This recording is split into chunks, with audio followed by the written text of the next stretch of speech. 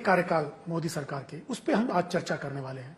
किस ढंग से देखते हैं आप मोदी सरकार के कार्यकाल? हालांकि विरोधी खुश नहीं है, लेकिन आपकी नजर में 9 साल मोदी सरकार।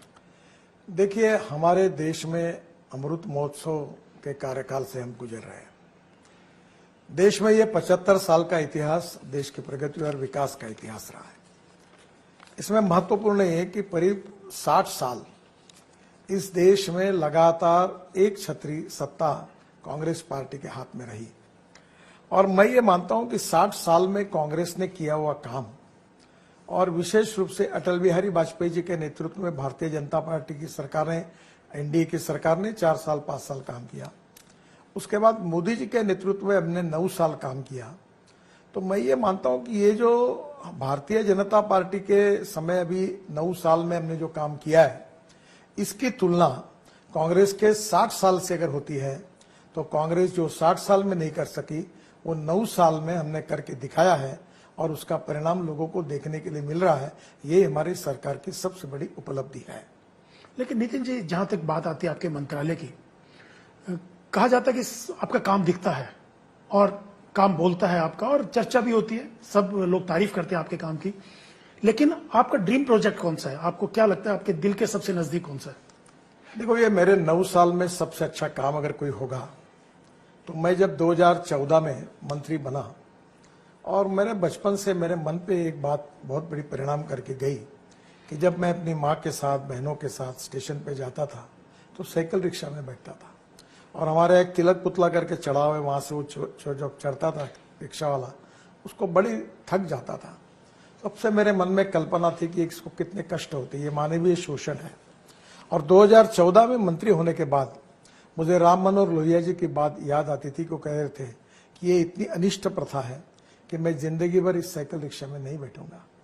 दीनदयाल उपाध्याय जी ये कहते थे कि जिस दिन ये पद्धति बदल जाएगी वो हमारे देश का सुनहरा दिन होगा।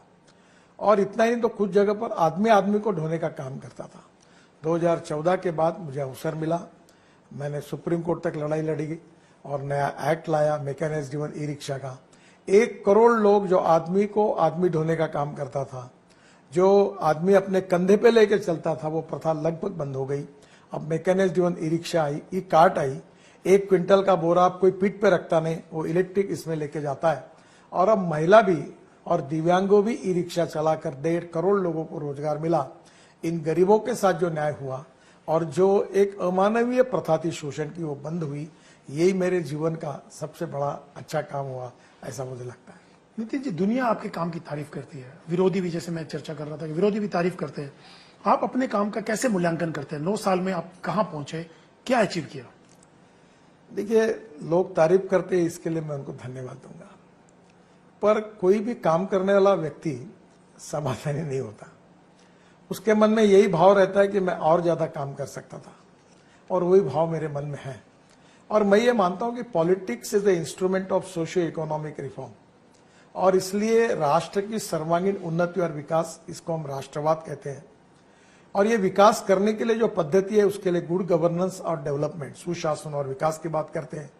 और उद्दिष्ट हमारा अंत्योदय, सामाजिक आर्थिक चिंतन पंडित दीनदयाल उपाध्याय जी का वही है, जो गरीब व्यक्ति के प्रति समर्पित है।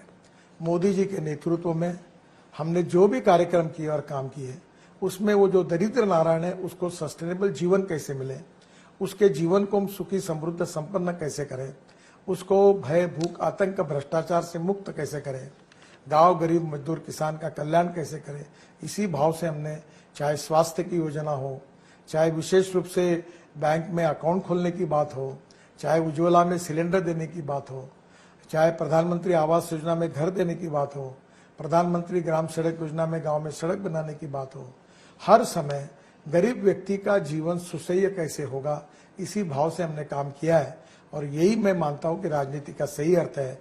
सत्ता कारण ये नहीं है, समाज कारण, राष्ट्र कारण और विकास कारण। और यही काम मोदी जी के नेतृत्व में आत्मनिर्भर भारत बनाने के लिए हमने करने की कोशिश की है।